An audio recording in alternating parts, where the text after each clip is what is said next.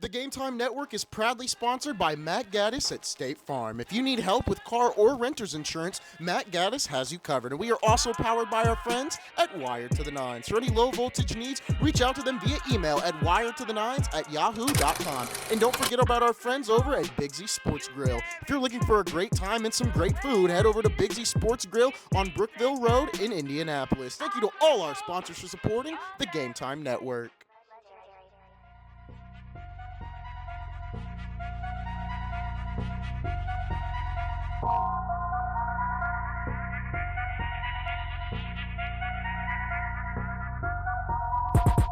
Hit it hard, every day on the move, trying to get it off. Hit it hard, they might think that I'm rude when they hear me talk.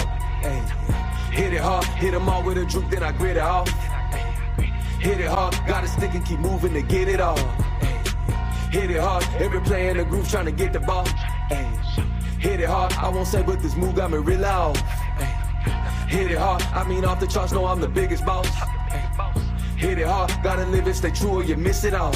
Hey, facts over feelings, don't worry about how you feeling. No, we just keep it the realest. Know I'm a warrior, know I can tour with these people. Must teach them with lethal, with wisdom. Locking with Dcot to chop it and listen. We'll hop on the block, dropping knowledge uplifting. Lately been popping it off, the topics they want. We're blocking and drop what they missing. I gotta stick to the mission. Roll tide over critics who listen. No time for a biased opinion. Most guys going lie for a living. Those types just be trying to survive. Hard times got them starving and living. Game time always starving to give it. And most times it's on life. Post hype for the vibes. Numbers going up high. Views going up high. Looking down from the sky. Always. Good afternoon, everybody. Just a little bit of hit from the Dcot archives of hits. So it is Saturday, March 7th, 2026. This is a precursor to the Cots Corner.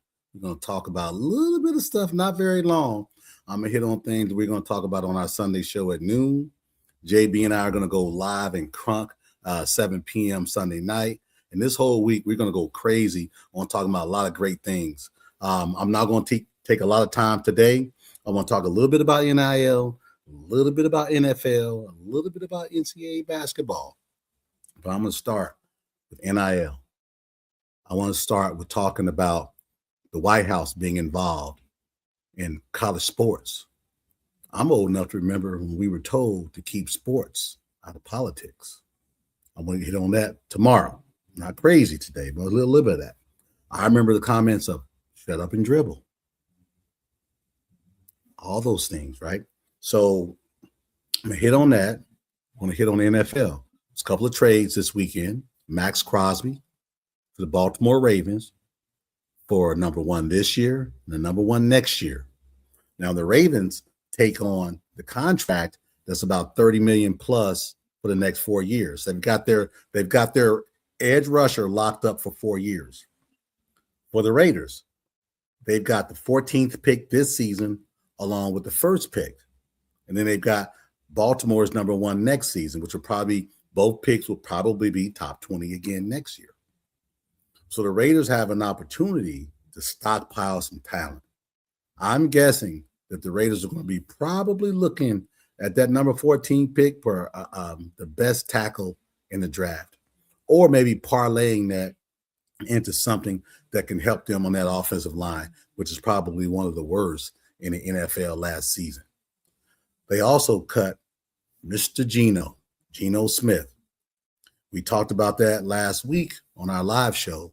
We said if they cut Geno Smith, does that mean the number one pick, who we're all saying could be potentially Mr. Mendoza, does that mean he's going to start in week one? I love Mr. Mendoza. I don't support him starting in week one. I don't. Unless you can show me that you got the Dallas Cowboys line of 1992 through 1996. If you got that, put Mr. Mendoza back there and let him have at it. But as it stands right now, Raiders, I don't see what you're doing, right? The Maxx Crosby trade was great, but there's more work to be done. You got a great running back. You got a great tight end. You've got an up-and-coming young coach who came from Seattle. That's going to be good as well. Looks like you're going to be, number one is going to be Mr. Mendoza. Who's going to be number 14? Is it a tackle? Is it a guard? Or is it maybe the replacement for Maxx Crosby. That may be available as well. I also want to talk about Zaire Franklin being traded to the Green Bay Packers. I was doing some data here. Zaire Franklin's owed about $8 million this season. This is the last season of his contract. He was traded for a guy named Kobe Wooden from Green Bay, a defensive lineman, 6'1", 275. He's owed $1.1 million in his last year of his deal. So the Colts gave themselves some cap flexibility. They saved about $7 million because you remember they just transitioned Daniel Jones. And if you all remember on the show called Bias and a Little Bit of Truth, I was told that Daniel Jones had all the leverage in the world coming off of a torn Achilles in December, mediocre play of a quarterback who has, the understanding that he has the leverage over a team in which he probably won't be playing until maybe November or December. This isn't Jason Tatum. No one's diving at Jason Tatum's feet. It's going to be interesting to see what happens.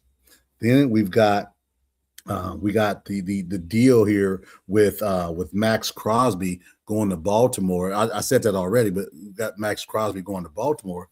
What do we do with that? What do we do with that deal? Do we celebrate Baltimore or do we celebrate the Raiders? I don't know. We'll find out. Then I want to hit on college basketball just a little bit. Really disappointed. My guy Caleb Wilson is out for the season for North Carolina. Those of y'all who've been watching the show, you know what I think about Caleb Wilson. I think he is a Pascal Siakam-like player who's growing, who's got athletic ability. A lot of games, North Carolina is running the offense through him as a 6'9"-ish freshman who's not ball handling. So the offense is running through him. It tells me there's a lot of get right with him, right? So he's out for the season. There won't be any coming back. So the next time we see Caleb Wilson will be in the NBA. Actually, I take that back.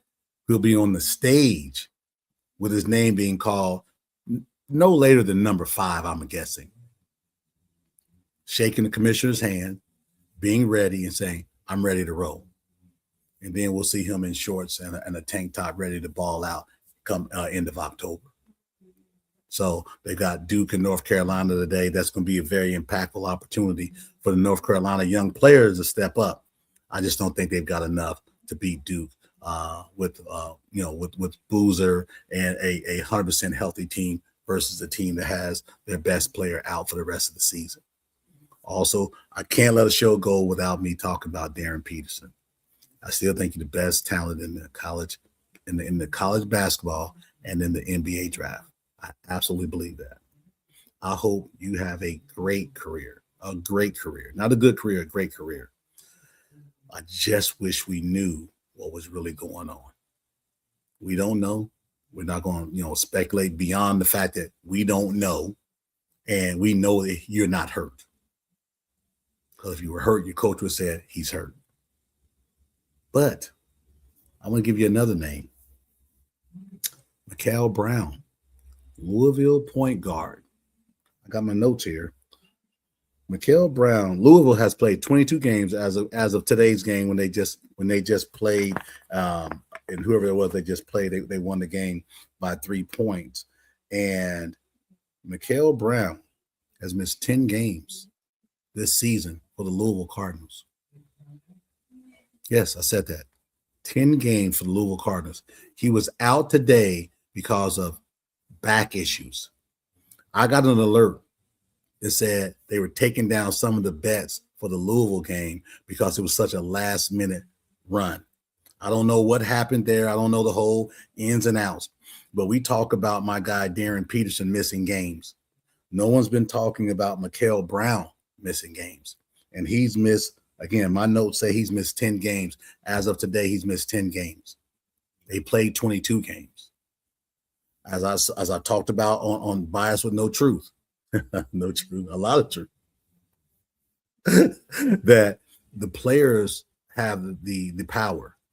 The college coaches just don't have nearly as much power as they used to have. And for me, I'm kind of torn. I think leadership is important. I think you should listen to your coach and the development. But also with the money these players are being paid, the likelihood of them listening to each and everything that's been said to them isn't as great as it used to be. It's just what it is. And that happens. And, we can't be mad about it. It's part of that process. But I am going to talk about that bit of that process tomorrow when JB and I connect and we talk about NIL, Congress getting involved, Nick Saban getting involved, Greg Shanky getting involved. As I said to this before, I said Shanky because I don't like what he's trying to do and trying to play this power trip to minimize players' earning income. I don't like it. And I'm going to talk a little bit about that. I'm going to go a little bit more in depth in, but I want to make sure I share that. There's not much more else I want to talk about today, but I want to make sure everybody knows that Dcot is here. Cots Corner is not going anywhere. And as I said, got a little bit of, my new little buzz going here and everything. I want to make sure everybody hears a little bit of that and see if they like my stuff out there, get my little bebop going and everything. I'm at my time limit. Got my head going a little bit. Hit it hard, every day on the move, trying to get it off. Hit it hard, they might think that I'm rude when they hear me talk. Hit it hard, hit them all with a. So just sharing that a little bit, get a little bit of energy going and everything. All good. But again, you all have a great Saturday. Have a happy Saturday. Enjoy yourself. Be safe. Go Pacers all day long and twice on Sunday.